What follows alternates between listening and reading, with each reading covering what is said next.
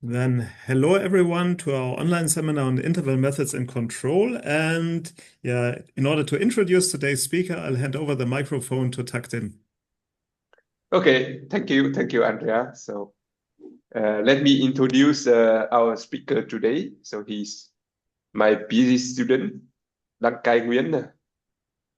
He received his engineering degree in control engineering and automation from Hanoi University of Science and Technology, Vietnam, in 2022.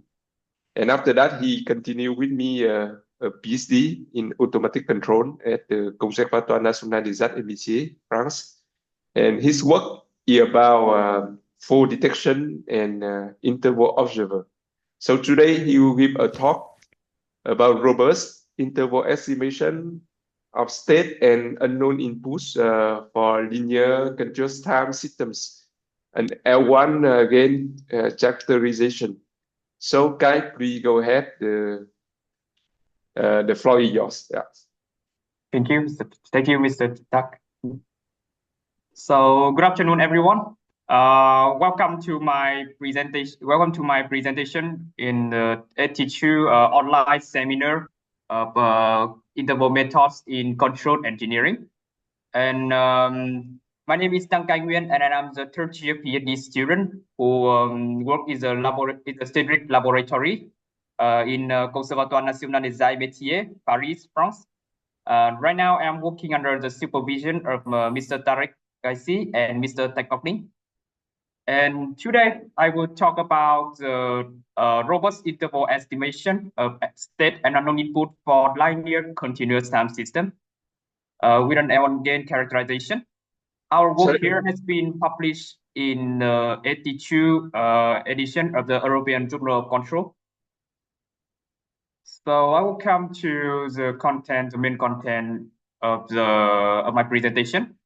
And here there are five main sections in my presentation. The first one here is the introduction part, where I would like to show you the overview of the interval observer and also the problem that we solved here in our work.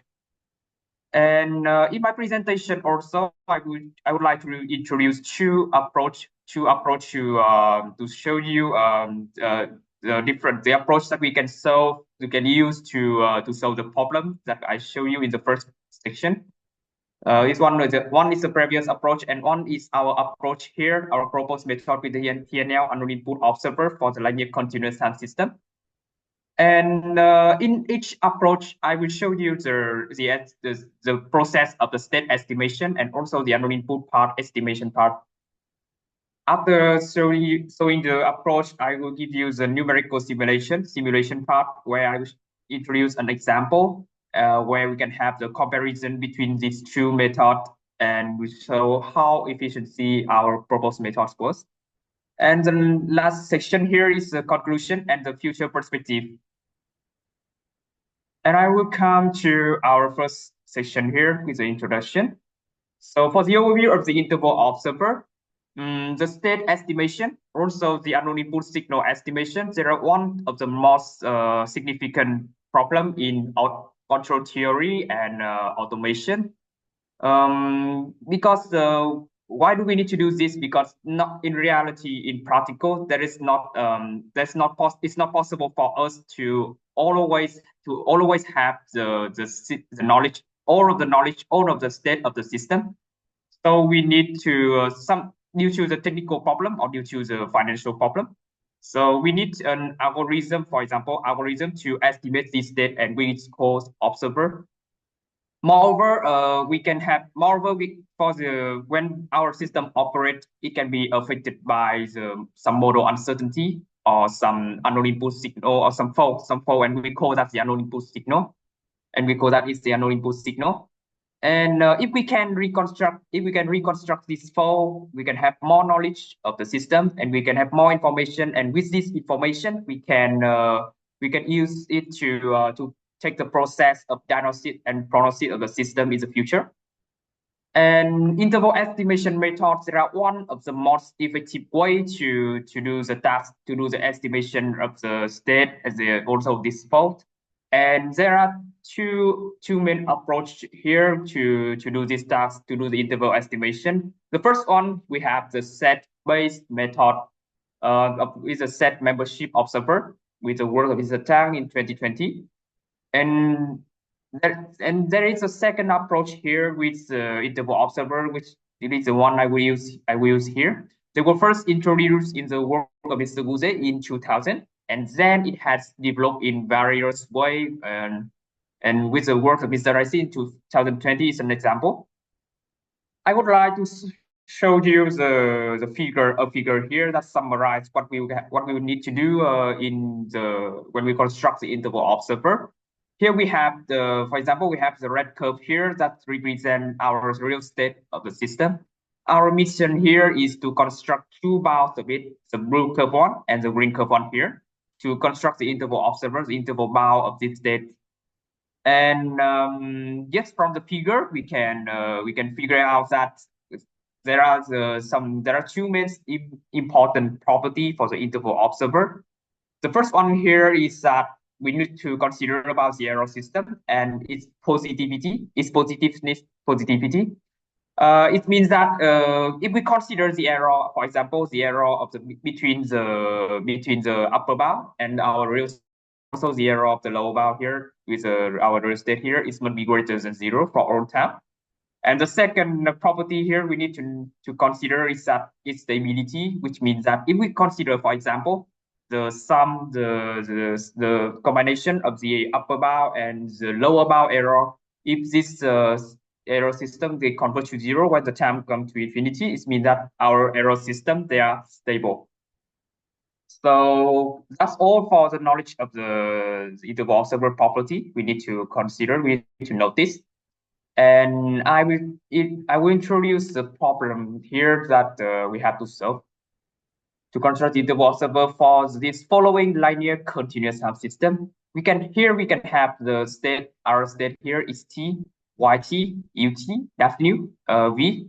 There are the state, the measure signal, the control input, the unknown input disturbance, and the measurement noise vector respectively. And here for the unknown input signal, we consider it as a dt. A, B, C, D here, they are known matrices of appropriate dimension. And I would like to recall the objective of our interval observer design here. We can all see that this system has some uncertainty, some noise with the measurement noise with the unknown disturbance here. So our interval observer candidate, it must have the ability to cope with this uncertainty. And the second one, of course, our interval observers, they must give us the information of the state, interval estimation of state and the unknown input signal. So that's for the problem formulation. And I will come with the solution with the approach, the first approach with the previous approach, a work from Mr. Wuxi from 2014. And here we have the interval observer design, and also for the assumption, the necessary assumption for his design for this book here. And I will introduce the first one, the assumption one here. We have the initial condition, also the assumption of the initial condition. The initial state, the disturbance, the measurement noise, and its first derivative of the measurement noise. They are unknown. We don't have any knowledge of this, but we assume it that we have the bounds, the known bound of it, which means that we have E0 here, we have W, we have V, we have the first derivative of V here. They are known vector. And for the second one, the second assumption here, we have the rank of the matrix C by D equal to the rank D and equal to a value which is called Q. But this value is less than the number of the output signal. This is also called relative degree condition, which guarantees the existence of the unknown input observer. So you can find these two assumptions in many work with the unknown input for the unknown input observer. And that's for the assumption. And here I will introduce the step-by-step how the author can give you the interval observer, the construction. The first one here is that the first step, the author begin with the change of the coordinate z equal to th here, and it will transform our original system. to a new system with the coordinate Z, as we can see here, and we have the matrix T, which will be chosen such that the following matrix is a Metzler matrix. A Metzler matrix is a matrix where it has its off diagonal element is greater than 0. And we also have the form of matrix P here is equal to the identity matrix plus E by C. And we have the matrix E here. When the matrix K will be designed using the pole placement method. That's we can choose. And for the second step here, for the state estimation, we have the following interval observable structure with a bound of Z. And we can also see that here we have a derivative, the bound of the derivative of the output signal, and also the bound of the output here. So how can we obtain these bounds? They are shown in the following equation. We have the bound of Y and the bound of its derivative. We can also notice here we have a constant. And this bound and the constant here can be calculated and also be chosen by using the high order sliding mode differentiator technique, which you can find detail in the work of Mr. Levin in 2003. So, and that's for the observer in the Z coordinate. And right now we have to invert it back to our original base. We have the zero assumption satisfied assumption, and we have the bounds of matrix X will be shown like this. And here is matrix X is equal to the inverse of matrix T. And that's for the state estimation. And I come to the last step here. We come with the unknown input estimation, where we can have under the assumption of the relative degree condition here. We have that matrix D can be induced by the following equation. We have D equal to M0 with the derivative of Y, and here we have M1Z with M2U with M3W with M4 this derivative of D. And where we have here the matrix M0 equals to, and here is a notation of the lateral inverse of this matrix C by D. And also was the M1, M2, and M3 to M4. And based on this equation, based on the equation here, we can induce the norm, induce the bounds of the unknown input signal here when we have the bound D here. And here also the author also introduced the following theorem that satisfies that guarantees the bounds of the unknown input signal here.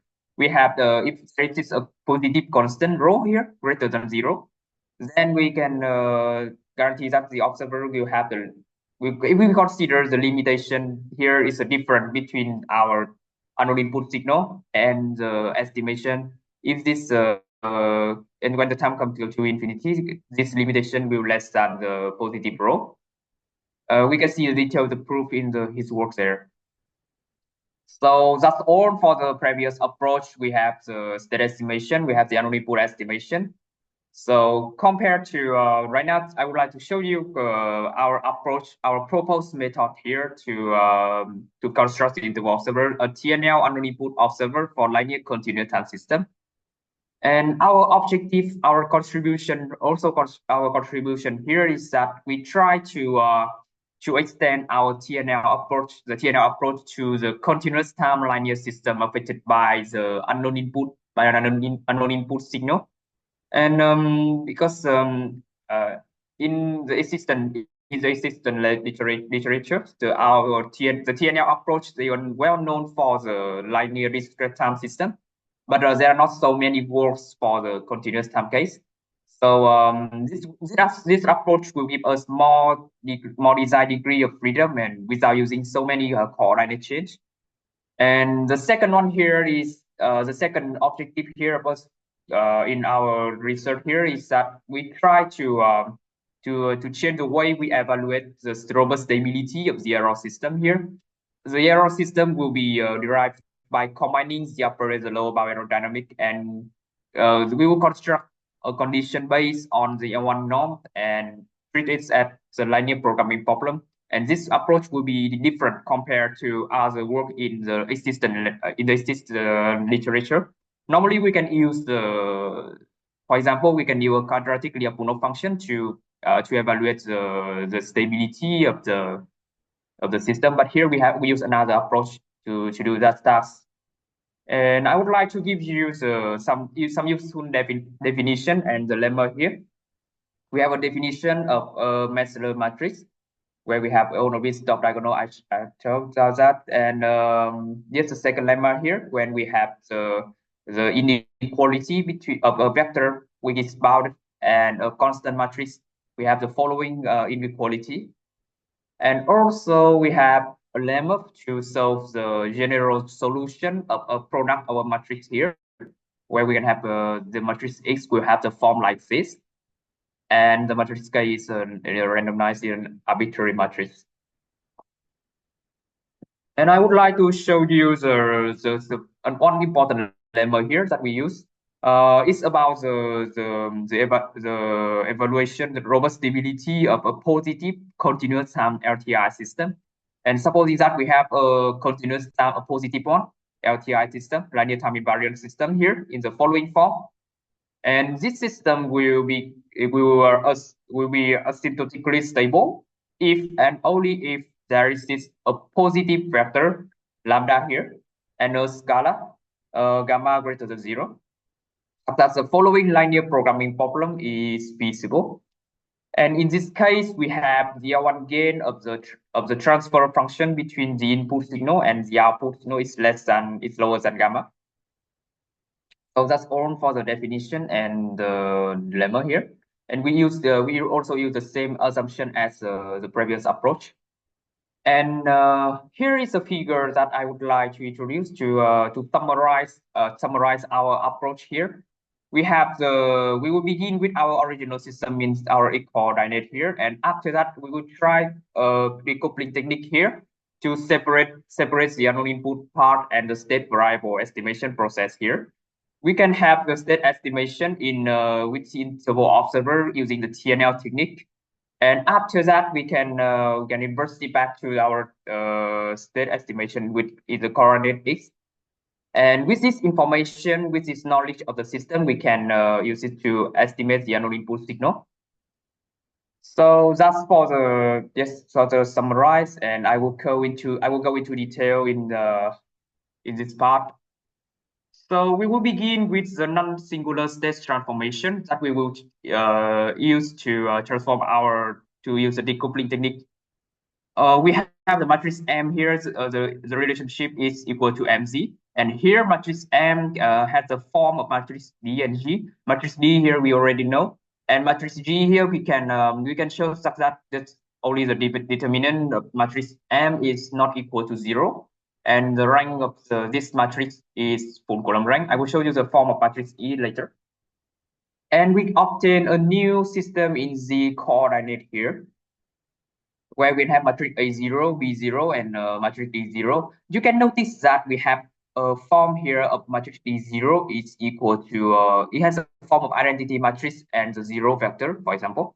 Yes, it always has this form. And after that, we can, it's very important because we can use this and rewrite our system to the following descriptor system, where the unknown input signal part is already disappeared and is decoupled.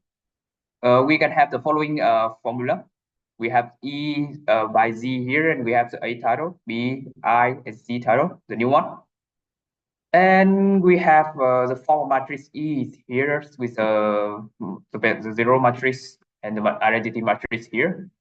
And now we don't have the unknown input signal anymore. We will begin with the interval observer candidate for this system.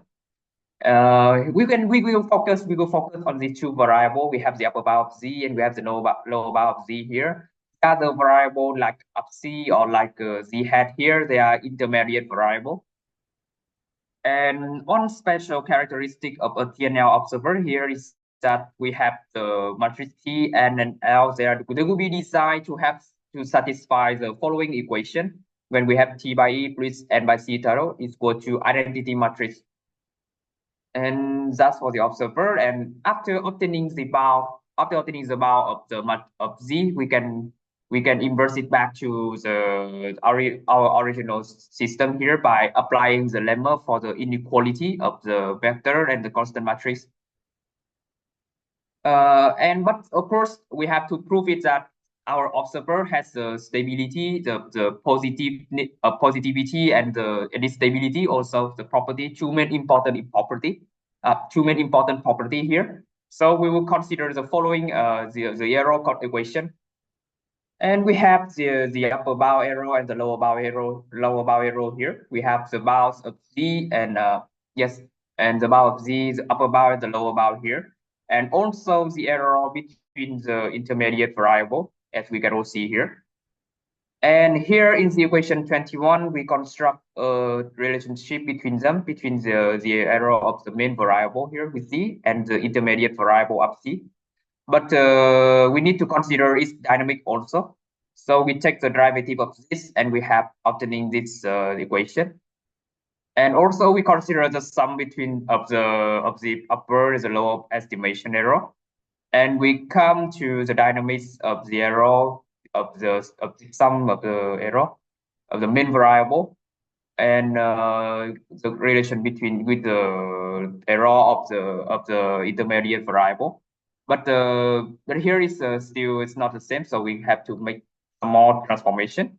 And by defining a new vector here with the BD and the Q, they are all positive vector. Our equation here, it can be rewritten as 28, which is highlighted in red color here.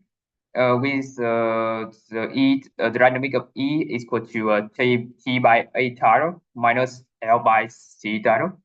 For A plus BDQ. So this will be we can consider this as a linear positive system if the matrix T by A tile minus L by C tile here. If this matrix is Metzler, we can consider this as a linear positive continuous time system. And then we can utilize an L1 criterion to compute the gain matrix here with the following theorem I will show you. We have the second theorem here where we have the assumption of the initial condition and also for the relative degree condition hold. If there is this the matrix QABS, NABS, TABS, and the field Y Z1 and Z2 here with also a positive vector lambda, the positive scalar gamma and epsilon, such that the following linear programming problem, we can have the condition here in condition 29, is feasible. Then our system, our interval observer candidate will become a robust interval observer for the descriptor system, for a system in Z coordinate. And in addition, we can have the R1 gain of the transfer function between the signal Q and the error is less than gamma. Moreover, we can have the matrix TNL. We have the following form, and and that's for the way we can find the TNL. And yes, it can be obtained by solving the optimization. We could try to minimize the gamma and to make it as small as possible, subject to the condition in this 29. So we can have the R1 gain, the transfer function between the vector Q and our error will be less than gamma, so it must be as small as possible. And we already obtained the bound of Z, and by applying the lemma for the inequality and using the relationship HT equal to MZT, we have the interval estimation of it here. So that's for the state estimation. And for the unknown input estimation here, we will begin with the differentiation of the output term in our original system. We have we have the signal Y here and its derivative. So we can induce matrix D here. And Y matrix Q here is the lateral inverse of C by D. And then we can induce same upper and the lower bounds of matrix D here, of a vector D. And we have matrix Q1 to Q3 here. And by using, I also use the high-order Solanimo technique, differentiator technique here to get the bounds of the derivative of the output signal. And we also have the information, the knowledge of the view, and that's all for the unknown input signal estimation. And we will come to the numerical simulation, some an example. And here is an example that derived from the work of Mr. Gucci in 2014. There is a system, a simplified aircraft system with under the following form in the fifth dimension, where we can have the state vector here is and we have it is composed by the 5 variable. We have P here is the bank angle, the R for the roll rate P, the slide slip angle beta, and we have the it's phi for the washout filter state. So, and that's for the system. And here we don't have the information. We don't have the information for the initial state, but for the sake of simulation, we suppose that it has the following value. We have the x0 equal to this value. And with our initial condition for the observer, for the interval observer, it will be chosen like this. So there is this non-singular state transformation M. With that, we can transform our system from the original system to the descriptor system here. We have matrix M here. And we can all notice that it has a matrix, here is a matrix D. Here, yes, it's a matrix D here, is a matrix M here. And this is matrix D, but we can choose just to satisfy the condition with the determinant of M not equal to 0. The rank of the matrix E is C by M is full column rank. So, and that's for the matrix M, we could transform our system. And then for the equation, and by using the equation of TNL, the T by E plus N by C title, and by solving the optimization problem by minimizing the gamma. And I obtained the matrix T and the value of matrix L here. And here as a figure, I would like to show you to compare our interval estimation result by our proposed method and those obtained by the method presented in the work of Mr. Gucci.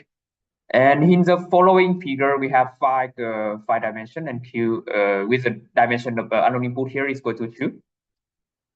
And we have here the green curve and the blue curve here is the interval observer obtained, the result from the interval observer constructed by our proposed method. And we have the red dot curve here and the pink curve, the pink dot curve also for the proposed, for the previous approach. As we can all see that we have our proposed method, it achieves the better, the much more closer estimation to the real state, and that's so how efficient our proposed method was. Yes, then that's all for the H3 to H5, and here is the signal estimation. You can see here. So, and that's for the simulation, for the example. And I will come to the conclusion and the purposive part. The conclusion in my presentation, I would like to give you two main conclusions here for the work. The first one here is that our work has extended the TNL method approach to the linear continuous time system with the unknown input signal also, and they have also incorporated the weighting matrix alongside the traditional gain L, so it will enhance the design flexibility. And the second one here is that we propose another approach to evaluate the robust stability of the interval observer here based on their one performance and a non-parametrically Apunov function utilized for the observer, which is different, which diverges from the previous work in the literature with the quadratically Apunov function, for example. And here's some of the future works we can. I have an idea to extend to our system to the linear parameter varying system affected by unknown input signal, and also maybe the unknown input signal can be added to our measurement, and we can consider it as a physical sensor flow or something like that. And there is one part in my thesis, and I will graduate in November this year. And if you have any interest of this work, you can feel free to contact me, and we can discuss further for the future work of cooperation. And here are the reference in my presentation, and that's all for my presentation. Merci beaucoup. So many thanks, Kai, for your presentation, and de mon côté aussi, merci beaucoup pour la présentation. And yeah, I'm pretty sure that there will be some question. I've already seen that Luc has switched on the camera. Do you want to start? Yeah, Hi, Luc. thank you. Can you hear me? Yes. Yeah, perfect. Okay. So I have two questions. The first one is on your slide number 8, please. Yes, I will back slide number 8. Okay. So Number 8. Here. yes. So my first question is how to find such a matrix T to get Metzler matrix. Is it easy? It works for all matrix A. Yes, I thank you for the question. This is the work from the previous approach, and as far as I know, here's the matrix for the matrix T. In the work of the author, they show that it's possible to always find the matrix T, but of course this matrix T need to be invertible. Because here we must guarantee first you can have the matrix A and C from the system. We can have matrix K here to design using the pole placement method, so that guarantees the stability of the system. So now the job here is because it needs to satisfy the positive condition here. So we need it to be transformed to a new coordinate where our system is positive with the matrix T here. There is not a systematic method to find this matrix T. As I see in his work, it's not a systematic work. It's not a systematic approach or a way to find this matrix T. Just find and to guarantee it's possible that we have a Metzler and with matrix, and that's all. Okay, but there exists some matrix A such that I am not able to find a matrix T like this? I see. Yes. Maybe I can. If we can discuss it. I think we can discuss it further. For this case, where we have the matrix A, it's not possible. If this only matrix A and C to construct the interval observer is really impossible in some case, because sometimes you can find the matrix L to have the positive or to satisfy both the condition. But here, so we did some transformation. So I think maybe yes, we can discuss it further for the case that we it's not possible for us to find the key. Okay, and my other question is, for instance, when you say you have an upper bound and a lower bound for y dot. Okay, yes, here. in your slide number 10, yes, like this, for instance. You assume that you have this, but how can you get such a bound for y dot bound? You say that you use a high order sliding mode, for instance, a differentiator method, but how can you guarantee that you will enclose y dot? Here is two. Thank you for your question. Here is for example, as far as my knowledge in the high order sliding mode technique, I read the work there and work of Mr. Levin. There is a work with in maybe 1998. He also had a work there with the estimation of a derivative of a signal He has a derivative of a. He can use some mathematical technique to find with just only the knowledge of the signal y, and then you can find the bound of y, of the derivative of y. But just in the case when you don't have the noise, it's the first work there with the 1998. And I also tried the simulation, and it has and it really give us about no, it's not give us about, it give us the estimation, of the signal y. Yeah.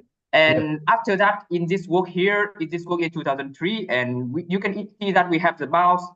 We have an assumption that the bound here, that the bound of the measurement noise, about the derivative of the measurement noise here. Yeah. And okay, here is the upper bound and the lower bound base. And there's also a lemma. lemma in his work here that we can show we have the relation that the derivative of y will always be less than the estimation, and please this part, this constant, this product of this constant, and with the bound of the noise here. I mean, here he has given us in this work here the relation that guarantee that. So yes, so I think there is a proof in there, and if we can discuss it further later in the yes, and yes, but I wanted to know you are able to estimate an upper bound for y dot, or you are able to compute a real some kind of real upper bound for y dot. It's an estimation or a guaranteed bound. I mean, here is about we can find the bounds of the derivative of y. Okay. I mean, here it's possible to find. Okay. Yes. Okay. Thank you very much for the talk and for the answers. Thank you. Thank you for the question. Okay, I would like immediately to follow up also on this question that Luc has just asked, because I think the crucial thing is the right-hand side of the equality sign there in the Formula 5. You're supposing at the moment that you know an upper bound for the time derivative of the noise. If you're simulating your noise or the measurement errors, I think that's okay. But in a real-life technical system, do you have any kind of guideline how to determine an upper bound for the derivative of the noise? Well, if I have a sensor in front of me, let's say a velocity sensor, yes, a voltmeter or whatever, and I'm measuring something, I think experiments for determining, let's say, the width of the noise or standard deviation multiplied with a certain factor, I think that's okay, but estimating the time bounds for the time derivative of the noise, that's a really tricky thing. That one, I see the question. Yes, that's one strict, one restrict for the approach. For the approach when we use to evaluate yes, because the derivative of the measurement noise, yes, is a little bit strict and restrict also for the approach. I will agree with you about that. And but yes, yes, that's all I think for the maybe, but there is another approach that we can obtain for we just know about the bound of the noise also, and we don't need its derivative. There are also some approach to construct the derivative of the output signal there. Maybe there can be some approach there. Yeah, I've seen that Tuck has unmuted himself. Do you have a comment? Yeah, I just would like to give some comments on two questions of Luke. For the first question, given a matrix A, I think there not only exists a transformation T, but you may find some time varying T, that means TK, or like TT. If you based on some work of Frederick Mazin, they propose some chain of coordinates using Jordan-based transformation, and we can do it. But like technically, it's very complicated. So we can say that it's not always possible to find a constant transformation. That I think. But I think the transformation used in the work of Wuxik is not like the good one. We can find another way for transformation where we can implement the Sylvester equation, so it's quite easier for implementation. But like for the T, I think there exists like a time varying transformation, but not always constant transformation. For the second question, we can have the guaranteed bound, but like the problem here is that we need to know the two bound of derivative of the measurement noise. And Andrea, he already mentioned, and it's really tricky and it's a big problem, I think. But in many work, even some works in Automatica, they assume this assumption that we know the bound of derivative of measurement noise. And for instance, I did not notice any work we can avoid this assumption for unknown input interval observer, but like maybe we will try to find a way, but now I have no idea. So that's my comments. Yep. Yeah, and especially your first comment, Tak, what you just made is, yeah, the time varying transformation. This always appears if you have PA minus KC being a matrix with complex eigenvalues. Yeah. Yeah, and I think this was the work of Masenk that you had at that time. It depends. It depends. You have two kinds of transformation. Yeah, If it's your real. If you have real eigenvalues, then you can find a constant matrix T. Then it's yeah, even possible to diagonalize the matrix as soon as the eigenvalues have multiplicity 1. yeah, Yeah, and but otherwise they are time varying. yeah, exactly. Yeah, I also have two questions. My first question is your definition of robustness that you had on the slide 21. Okay, I will You've been extremely quick. Was robustness there related to this performance criterion gamma, the yes. L1 game? Is this the definition of robustness?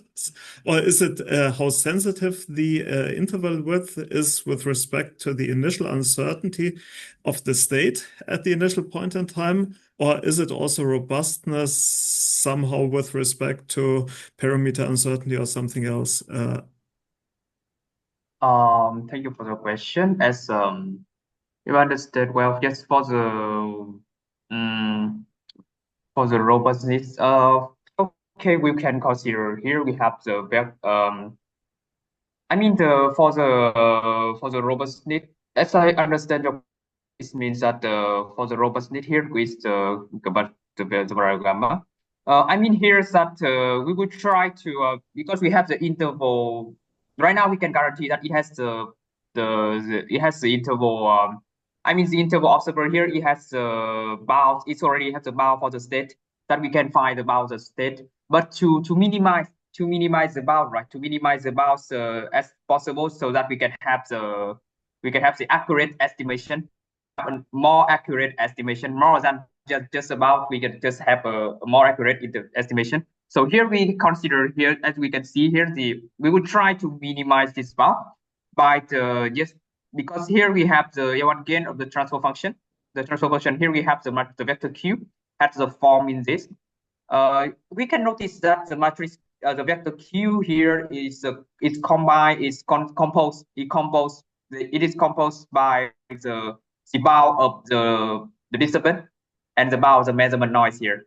So which means that it's not the thing that we can it's not the thing that we can change. Yeah. But yes, it's just an assumption that we give it inside. And we will try. Yeah, thanks, and I got it correctly. But in this case, I would rephrase a little bit your theorem.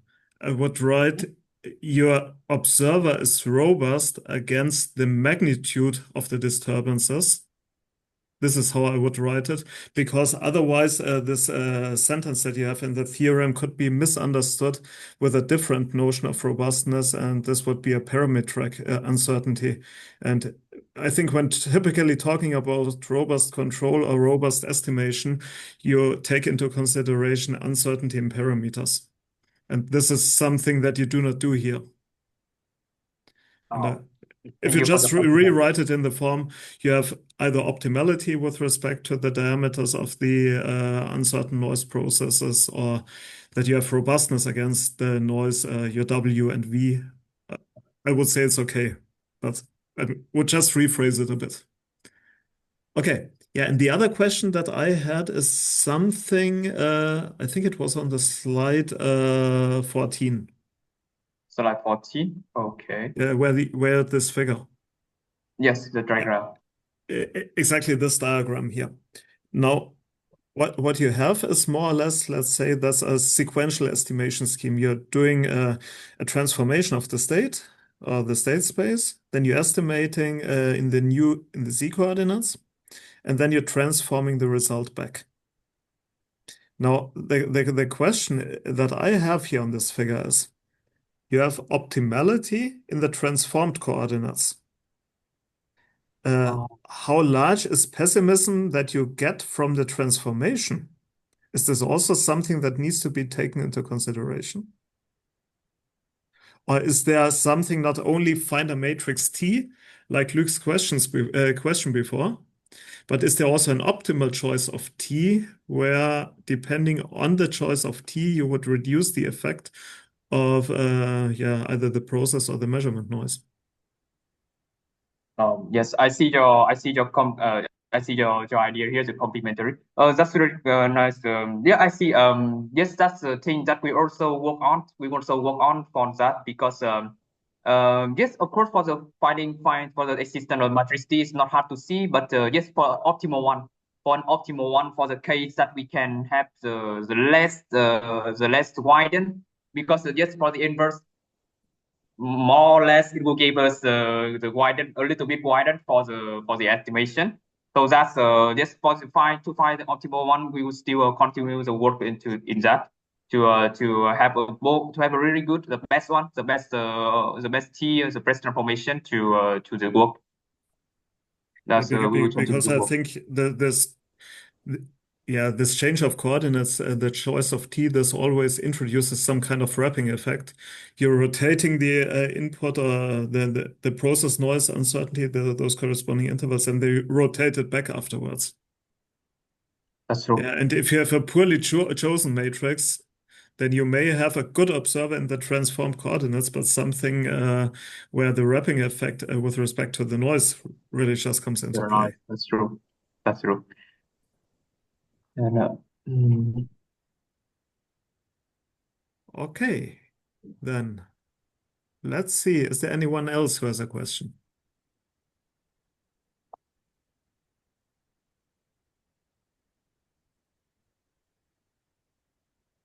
Okay, this doesn't seem to be the case.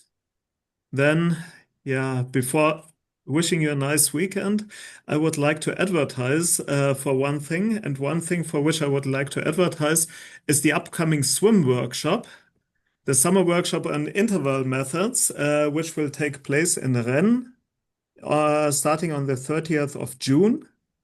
I'll also send the corresponding invitation out again to everyone here on our mailing list. And yet, due to the fact that we will soon have the swim workshop, there will be a small break till the next presentation here in this online seminar. And our next speaker in the middle of July will then be Fabian Schneider, who is already present also today in this meeting. Then thanks a lot for your presentation, Kai. Thanks a lot to everyone who attended today's seminar, and wish you a nice weekend and see you soon. Thank you. Thank you. Thank you. Thank you. Have a nice day. Thank you. Goodbye. See you. Have a nice Bye-bye. week.